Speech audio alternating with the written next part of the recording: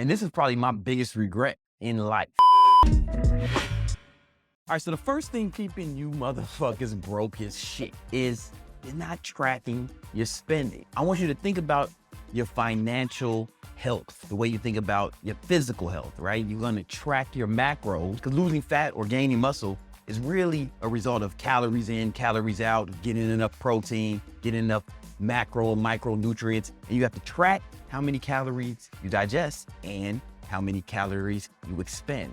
And almost none of you broke motherfuckers are doing this shit with your money. I remember I was talking to my friend Ty Lopez, and he was yelling at his staff about something. He was going on some sort of tirade, and he said, look how easy it is to stump people. Mark, how much money you spend last month? And Mark looked dumbfounded. Then he asked another one, how much money you spend last month? And the other guy was equally stumped. You would all probably echo those sentiments if I asked you, how much money you spent last month? Most of you motherfuckers have no clue. Well, you need to fix that by tracking your spending. How do you do that? Do you get spreadsheets like a dork and write down everything you spend? No, it's not the fucking 90s. It's not hammer time. We can do it with software, free software. I use mint.com. There's another one called Personal Capital that's just as good. Both have their pros and cons, but they're basically the same. Neither one of them sponsored this video. They don't even have enough money for the big dog. I'm giving them free promo just to help you. All right? So you're gonna link all your accounts to mint.com, all your credit cards, all your bank accounts. If you're buying stocks or crypto, you're gonna link those brokerages and exchanges up to them. If you own any real estate, you're gonna link that. You're gonna put in your jewelry, everything. And what happens is mint.com takes a full assessment of your total net worth. But more importantly, it automatically tracks your spending every day. Every transaction gets filtered through mint.com. They'll actually put your spending into different categories automatically. Now, if you're a psycho like me, I go on mint.com every day and make sure everything's in the right category. Everything I spend, every income that's coming in, and I have separate subcategories that I put in there just so I have a clear understanding of all the money that's coming in and all the money that's going out. It's basically MyFitnessPal, but for your finances. And once you have that set up and you put in all the other things that you own, how much you owe, all your assets, and link your credit up to it, you can go on mint.com and see a clear picture of your financial health. Personal Capital does the same thing. It's fine, but I like mint.com better. I know it's safe, it's secure, it's owned by Intuit. They own QuickBooks, very secure, very safe, and it's free.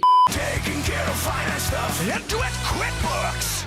They make money off the advertisements in this. Kind of like the ads you watch here on YouTube, right? It's free for you because you're the product. So that's step one. Have a clear understanding of your financial health. Use either Personal Capital or mint.com. I prefer mint.com. It's free. The second thing that's keeping you broke is trying to budget, at least in the traditional sense. Most people say, oh, I have a budget for this or I have a budget for that. And one of my friends, he's one of the top financial advisors in New York. He works with only ultra high wealth individuals on Wall Street. And he told me during his whole career, no matter how much money the client made, all of them have a difficult time adhering to a budget long term. I have a way around this. It comes from a book called Profit First that I read when I was first building my business. And I kind of altered the structure of it a little bit to fit ballers and shot callers like myself. I call this MBA accounting, and it stands for Never Broke Again. I started implementing this strategy after the first year I made $1 million. I looked at my personal account and I was befuddled because I knew that I had made over $1 million in revenue, but I didn't have much money in my account at all. And that's when I realized that I had to have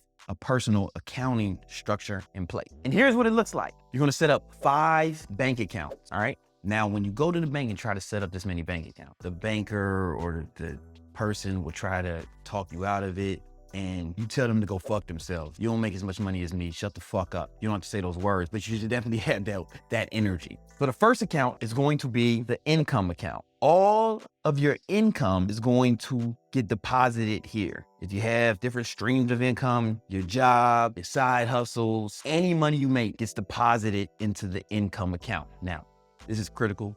Make sure you adhere to what I'm going to say.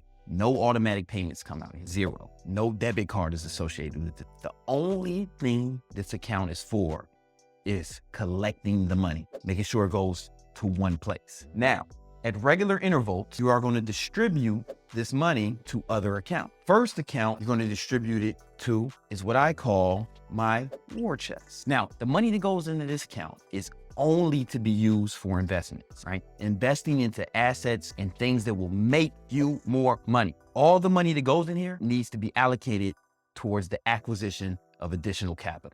Now, I'm gonna show you the numbers I use. You can change the numbers based off your gumption and your income level. But I put 50% of all the money I make into my war chest account, right? So half of every dollar goes into this account and it gets dedicated to making more money. Now, the next account you set up, I call it my operations account. 30% of my income goes here.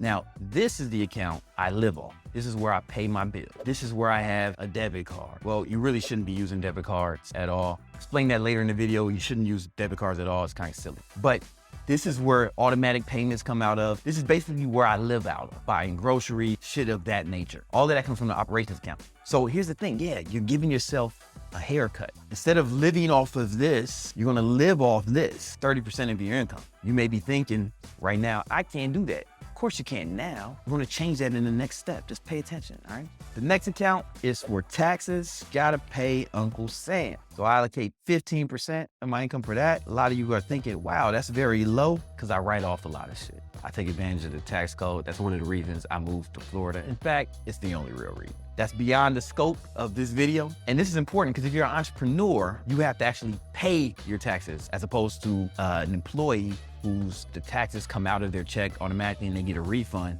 We are gonna have to pay the money, right? So you wanna make sure you have that on deck, or at least a portion of it. And then my favorite one is the baller account. This is where I have fun out, right? If I'm buying, Fendi Polo or Cartier wristwatches, it's coming out the baller account. If I'm going on romantic adventure vacations with mi novia, she's Latina. If I'm going on like a romantic adventure with her, man, that money's coming out the baller account. When you see us overseas in the underwater bungalow, swimming with the sharks and the dolphins, it came out the baller account, baby. Let's explain why this works. Some of you motherfuckers are thinking, oh, I can just do all of that with one account. Shut the fuck up. You can't. It will not work. It'd be unorganized, sporadic, wild, wacky, especially if you're getting money from different places, which you should be. Because if you're getting money from different places, you're probably getting it at different increments, and then you got to keep track of that shit in your mind. Shut the fuck up. This way, as soon as the money comes in the income account, you distribute it amongst these other accounts, and then, okay, I know I have this much to live off. I know I have to invest this much. I know I have this much put aside for taxes. I know I can ball with this much. I've never seen someone try to do this out of one account and it be successful. You may think you can, you're wrong. I'm not gonna argue with people that are broker than me about money. And here's the thing, if you're an entrepreneur or doing something entrepreneurial, the fact that you've cut your operating expenses, your living expenses to 30%, what does that mean? You're gonna have to go hard, right? You're gonna have to go hard to get more money. You're gonna have to work harder because now your fucking back's against the wall. You can't fucking chill. Chill don't pay the bills. The sun don't chill, ho. So this is gonna be fucking low at all times. When I implemented this was barely enough for me to live off of. So I had to go harder and make more money. What happens? I went and make more money, but I still adhere to this system. So now I'm putting more money in this account because half of every dollar still has to go here. I force myself to save because I adhere to this system religiously. Oh, fuck, I'm broke and I can only live off 30%. I better go fucking hustle, right? I start hustling, bam, 50% of that hustle still has to go here. So what I have to work twice as hard. Let's say we're getting close to the end of the month and I need an extra $1,000 to pay my rent. This is when I was broke, obviously, right? I really needed to make $3,300 because 50% of that is gonna go here, 15 is gonna go here, and 5% is gonna go here, which would leave me with that 1,000 that I need. It forces you to work harder because now you're raising your standards. Most people, when they start budgeting, they start cutting coupons and shit like a fucking dork. It's lame, man. Don't be a fucking nerd. Get more money like a fucking boss. Go harder. That's what MBA accounting forces you to do. And you'll never go broke if you're putting aside and investing 50% of your income and you're living off 30% of your income. You can never go broke. That's why it's called never broke again accounting. You guys are thinking, I can't afford this. That's why you gotta make more money, man. Poor people say, I can't afford it. Rich people say, how can I afford it? That's from Robert Kiyosaki. Number 3, you're not spending enough time getting money. You may be thinking, I don't have enough time. To spend more time making money, we have to look at how you're spending your time now. And to do that, we're going to do something I call the time exercise. It's very important that you get your time under control. Bruce Lee said, if you love life, don't waste time, for time is what life is made of. Now, every week, there are 168 hours. So what you need to do is look at how you're spending these hours. We're going to do that by first adding up how many hours a week do you sleep on average. So if you sleep 8 hours a week, then your average will be 56 hours. But whatever it is for you, write it down. Now, if you have a job or some kind of work or school, we're gonna put these together. How many hours a week do you spend on average doing that? I'm assuming you work out if you're watching this channel, right? And if you're not a bitch, how many hours a week do you spend working out on average? And then add up how much time you spend with your family and or sex partners. That could be your wife, boyfriend, girlfriend, whatever you're into, man. Add that up, how much time you spend with your loved ones on average. Then you're gonna add all of that up. What number do you have? Take a second, pause this video, add it up now. Pause it right now, hit the pause button. And we're back. You're gonna subtract that from 168. How many hours do you have left? And the reason we do this is because these are the only things you have to do. Everything else is optional. Of course, you gotta shit, shower. There might be some other things, but these are the things that take up the majority of your time, unless you're spending fucking 50 hours a week shitting and showering. So this is where your time's allocated. What are you doing with the rest of this time? You need to be devoting the rest of this time to the acquisition of capital. All of it. If you're broke, you shouldn't be out here having fun, dummy. When I was broke, I had 4 jobs. Woke up at 4 a.m., trained people in the morning, showered at the gym, then went and worked security for 8 hours. Then after that, I worked for a moving company 5 days a week. On the weekends, I still woke up early, trained people. Then I managed a restaurant as the weekend manager at a restaurant in Queens.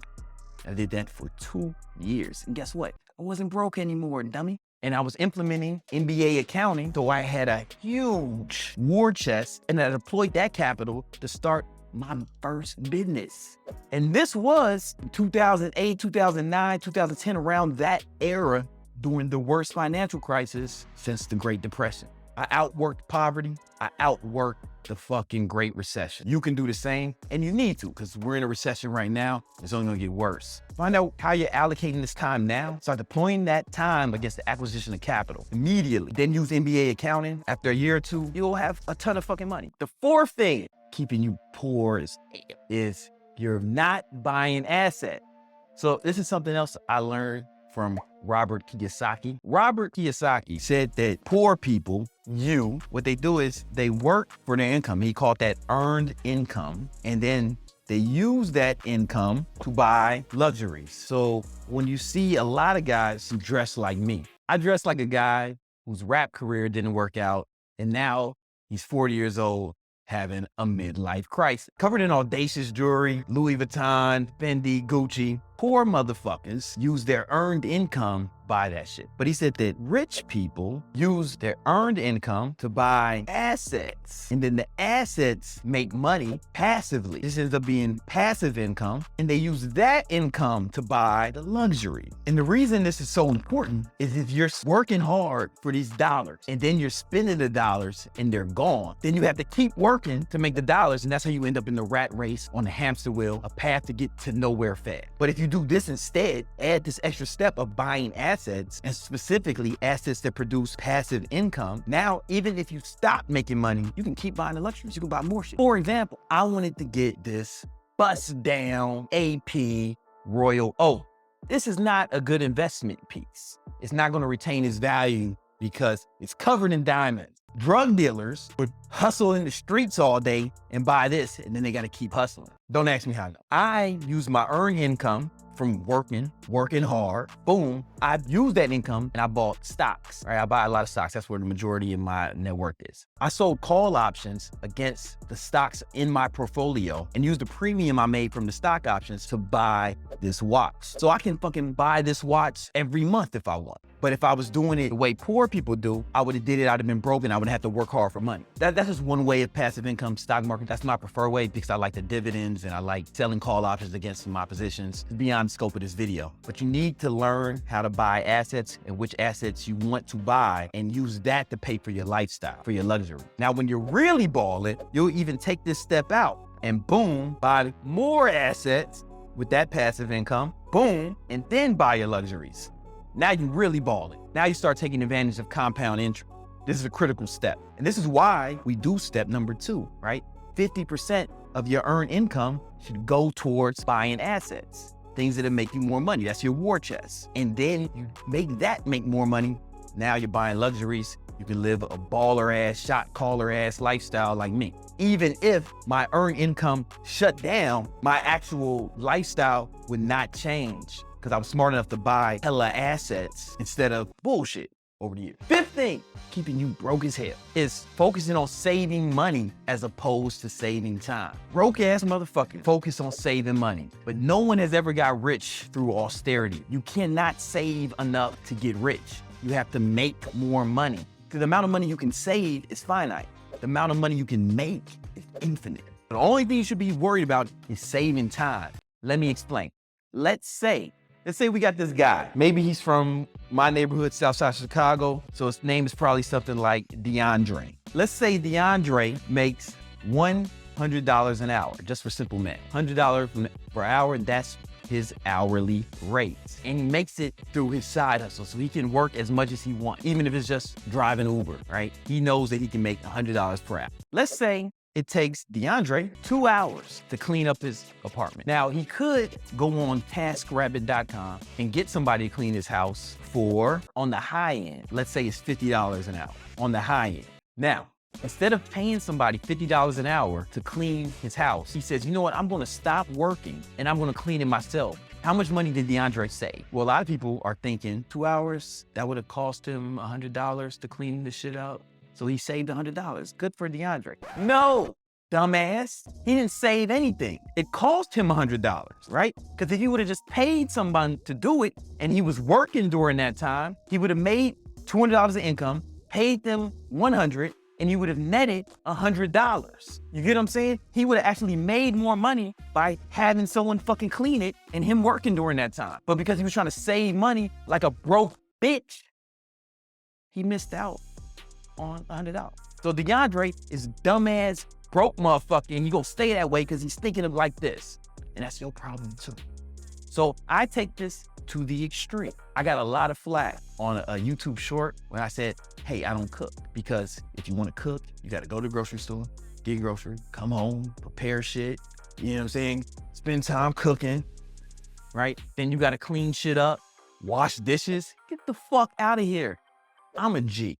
I can just pay someone to prepare my meals. All that time going buying groceries, cooking food, cleaning, I spend that time getting money and I make more money net as a result. My hourly rate is so high that it would be fiscally irresponsible for me to spend time cooking. Now, here's the thing. If I loved cooking, if I loved that shit, then maybe it'd be different, you know? But I don't cook, I don't clean. I do almost no domestic shit because I'd rather spend that time getting money. If you're making good money, and you should be making good money if you did the time exercise and allocated that time to actually making more, then you need to be doing this. This is an important part of it. I take it to extremes. I don't even drive because I just call the Uber and guess what? I can work in the Uber, right? My son used to live in Queens and I lived in Manhattan and it would take about an hour to get there and an hour back and I would visit my son pretty frequently. And if I'm driving, I'm not doing shit but drive. But if I call the Uber, boom, and I'm working in the back seat getting money, then it's a net positive from an income perspective. I've closed deals in the back of fucking Ubers. I've done sales calls. I've made shit happen in the back of Ubers. Pause. So focus on saving time, not saving money. You could always make more money. You've been spending money all your life, and what happens? You get more money some kind of way, right? You spend all the money you have right now, what's gonna happen? You're gonna get paid again. or you can always go get more money. You can never get back more time. When that time is gone, it's fucking gone. So focus on saving time, not money.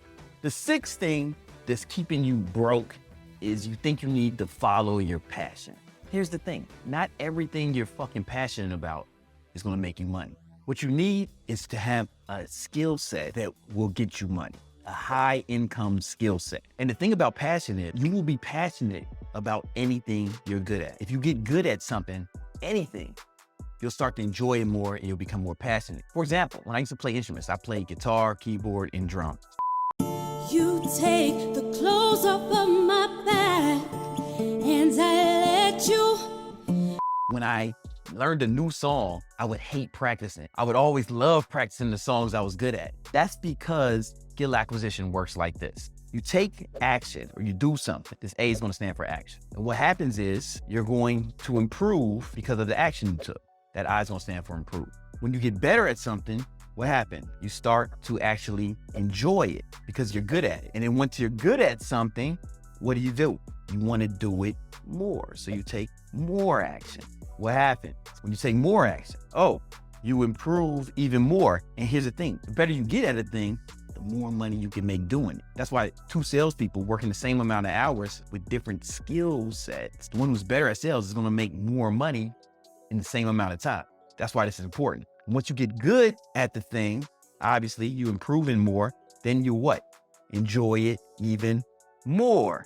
Then what happens? You guessed it, motherfucker. You're gonna want to do it more because you enjoy it more. And then this keeps going, you improve even more, blah, blah, blah. I call this the victory cyclone. The more action you take, the better you get at the thing, then the more you do it. You keep repeating this process to the point where you enjoy it so much, now you have a new passion. But if you just do the things you're naturally passionate about, getting high and jerking off, you're not gonna make money doing that. You won't.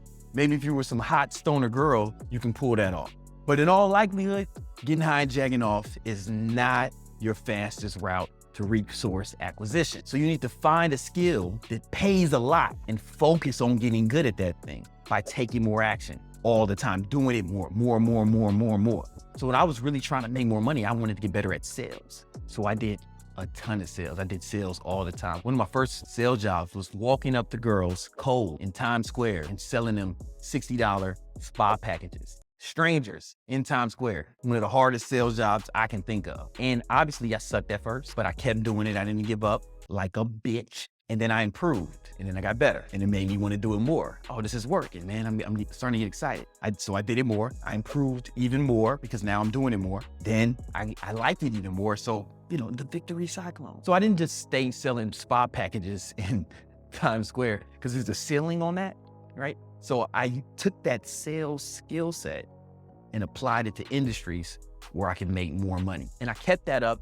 And now statistically, I'm one of the best salespeople in the world. When I say that, it's not hyperbole. When you look at my statistics as a salesperson, it's well above average. And my income has exploded exponentially as a result.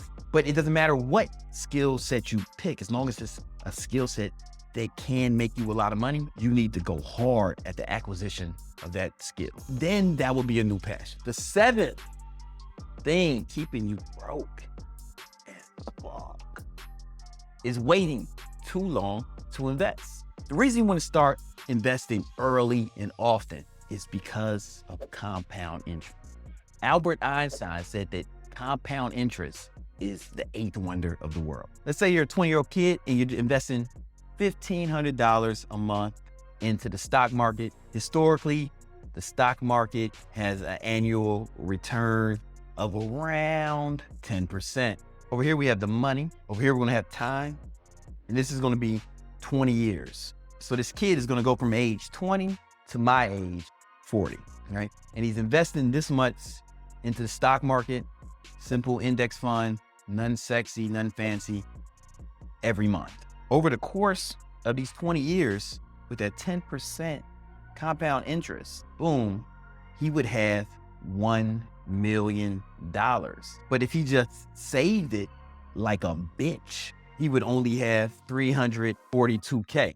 It's the compound interest is what makes the difference. He's not doing nothing sexy, just leaving it in a simple S&P 500 index fund. And he just keeps investing, no matter if the market is up or down. $1,500, not a lot of money. By the time he's my age, he's a fucking millionaire. If he just saved it, he's still doing better than most of y'all, most fucking you, right?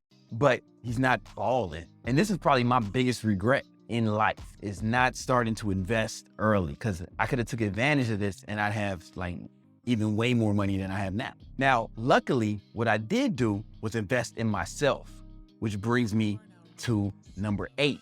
The 8th reason why you broke is you're not constantly learning. You're not constantly investing in yourself. So I did this just not with money. I did it with my skill sets, with reading. So since I was in my early 20s, I read about 2 books a week, every week. I've taken hundreds of courses.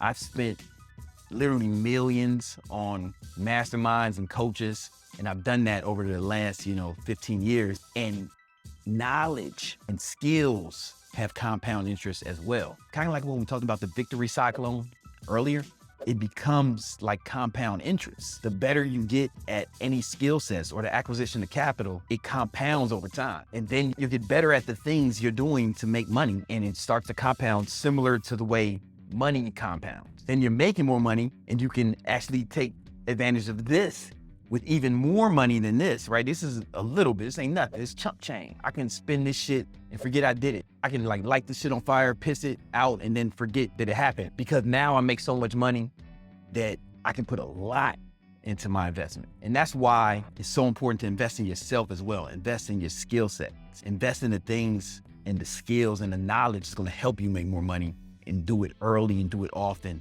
as often as possible. I have another video that's gonna help you with that. And these are the 10 things that are stopping you from accomplishing any goal you have, not even just your financial goals. It's gonna be around here somewhere. Make sure you click that video now, watch that, because I'm dropping jewels on you motherfuckers, man. You really should pay me, but I'm doing it for free because you couldn't afford me, man. Get real.